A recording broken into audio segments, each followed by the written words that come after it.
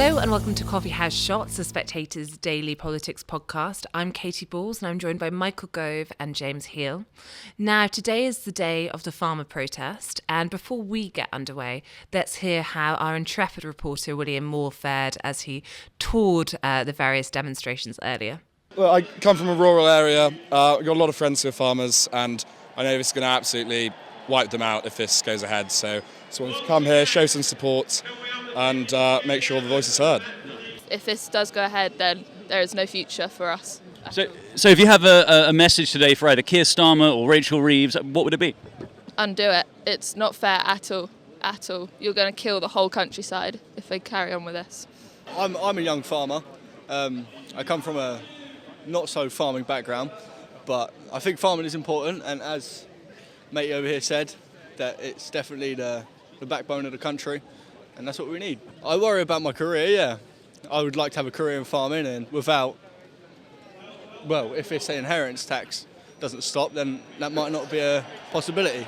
I'm close to 80 now, and I see no future, for our family farm without breaking it up, and one is a nature reserve. Yeah, well, I'm a Herefordshire farmer, and the budget is a load of absolute. We hope you beat that, please, for my grandchildren. Well, you can bleep it or not. We don't really care. It's a shame what's going to happen. And Herefordshire will be empty of farms because we're all small people trying our hardest, and it's just, what hope have we got now? So are you going to have to close, do you think? Maybe do not. Everything we can. But, if farmers do go down, it won't be small farmers buying those farms. It'll be the great, big, huge things that will just dodge all the taxes, have money somewhere else. So we need to carry on and find a way. And how difficult. There are 75,000 farming businesses in this country, and with respect to Jeremy Clarkson, there are approximately 120 Clarksons and Dysons. How easy would it be to separate the two? I mean, it's a piece of cake, isn't it? But the Labour government can't work that out because none of the cabinet have ever been in business. But Jeremy did say it right, didn't he, just then? Let the government be big and realise what a mess they're making. And that's our last word on it. Jeremy is our hero. He is awesome. And he's put more information out there to the general public in a couple of series than Country File has in all its life. When you get home tonight, you're going to eat food, and we're the ones that have put it on your table. And without us, you're not going to eat. We're all here for our families. I'd say that we're representing our families here, and the futures of our families as well. We're the young generation. It's going to affect as well. So we're here to support everyone. Hopefully they'll reverse their decision. Yeah. So U-turn. So if you have a message for Starmer, for Reeves, for Steve Reid, what would it be? Wake up. Yeah, sort it out. Tell us why you're here today. To bring down the government. To bring down the government. Out of control. Yeah. I can see people are going to get very hungry soon because we're going to get militant. Get militant. It'll be really exciting then. Then all this bloody wokeness will go out the bloody window because we will get militant. Cut. Michael, bring down the government. That was one message. Do you think this has gone worse, better than Downing Street feared?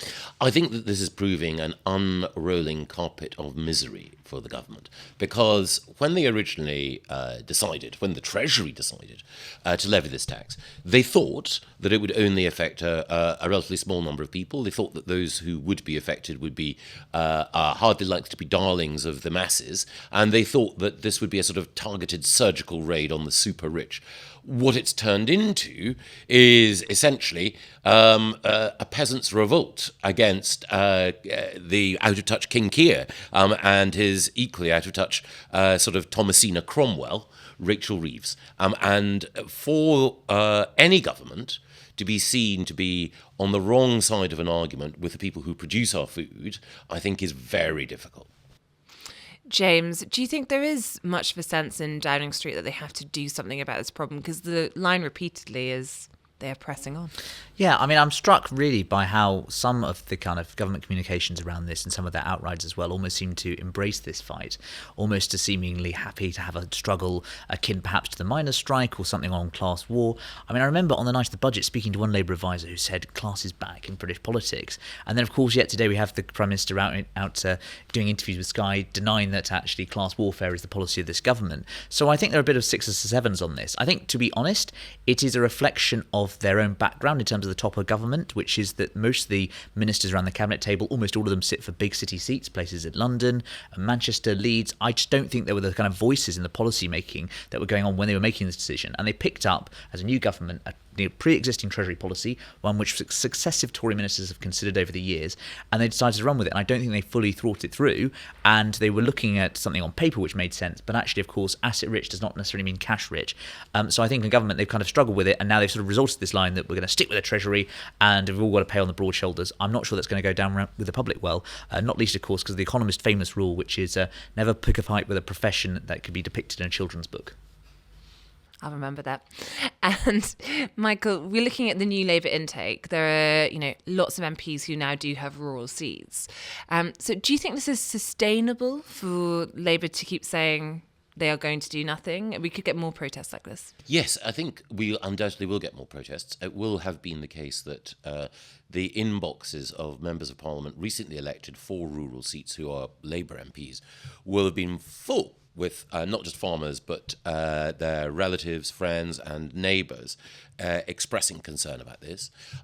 Some of those Labour MPs, for example, the Labour MP who won Liz Truss's seat, might have thought at the moment of election, well, I'll only be there for 5 years, But once a member of Parliament is there in Westminster, the view that they're only going to be there for a limited period and they're going to give up their seat evaporates. Almost every member of Parliament once there thinks, if I do the right thing, if I'm on the side of my constituents, if I listen attentively and carefully to them, there's every chance that they might take me to their hearts and I could be returned for another 5 years. So there will be tremors and fractures within the Parliamentary Labour Party because, of course, many of these newly elected MPs will want to show that they're steady on parade, but they will also be very conscious that at the farmers' market on Saturday, at their surgery on Friday, and as they walk through the Lich Gate to the village church on Sunday, there will be people who will be deeply unhappy with this government and repenting of their decision to vote Labour. And we've seen the new leader of the opposition out and about, James. Kemi Badenoch attended the march with members of her shadow cabinet. Also, lots of former Tory MPs were there sharing photos. Is this an area where it looks as though the Conservatives can win back some voters that they lost? And is Nigel Farage doing much in terms of the reform pitch here? So on the first point about the Conservatives winning back voters, I was discussing today with Patrick English of YouGov about the swing from the Tories away in the rural seats. Obviously, it was more pronounced in the sense that the biggest majorities of 2019 were those in rural areas. Thus, it looks biggest in terms of the biggest swing, but actually it was pretty much in line with the rest of the country. So I think it's not just about sort of cherry-picking rural issues. That said, of course, I do think that Labour, before the election, were very conscious of the legacy of the new Labour government, and Keir Starmer spent a huge amount of time trying to win back those rural seats, not least, of course, 18 months ago addressing the NFU conference and promising to work in partnership with the NFU. I think the farmers today feel very differently about that in Westminster. And I think Farage was there, and so, of course, was Davey. The Liberal Democrats have sought to differentiate themselves from Labour on this issue, and they're alongside the Conservatives in reform in standing up for farmers. I think that emphasises the difficulty that Labour have, but it also makes it clear that it's not automatic that support from a discontented farming community will return to the Conservatives. And Farage's sort of intellectual outrighter, Matt Goodwin, in his Substack today, was stirring with the best of them in order to try to make sure that the competition for the rural vote was more intense. And making it quite us versus them. Yeah, and I was walking through Parliament and I saw Al Pinkerton, for instance, clutching one of the Fight the Farm Tax signs. And also, of course, I saw, there were Cornish flags, for instance, out there. Flying today, and of course the Southwest is something the Lib Dems are very keen to keep. I think around sort of 40 seats at the last election, and they know they need to sort of be on the side of the farmers there and differentiate themselves, as Michael says, from Labour too. And Al Pinkerton, of course, the MP for Surrey Heath. My successor Yes, I'm glad that Al is continuing the firm and staunch commitment to our farming sector that Surrey Heath MPs have displayed in the past. And Michael, just finally on farmers, obviously from the former constituency and also your work as a minister, what do you make of the warnings about a threat to food production? Well, it's a well-known phrase that any country is only 9 meals away from anarchy. If it were the case that the more militant and more aggrieved farmers decided that they were going to mount some form of food strike, then that would be deeply concerning. But I do know from the work that I did when I was a minister at DEFRA that there are contingency plans in place to deal with effective disruptions of food supplies. So I don't think that it's likely to materialise as a real threat. I think the broader challenge is that for a government that argued that it was going to put country first and party second, this has become very much a sense of the Labour Party prioritising its own ideological commitment towards redistribution in the public sector ahead of a group of people who are naturally held in affection and regard by the majority of the country. And I think that says something about the sort of balance of values and interests within this Labour Party right now. Certainly you have those 100 rural MPs, but they're very much, backbenchers or PPSs, if anything.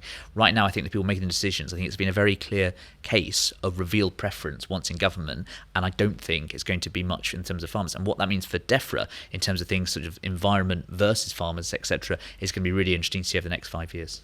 So Rachel Reeves may want to stay away from farmers markets for now. Thank you, Michael. Thank you, James. And thank you for watching.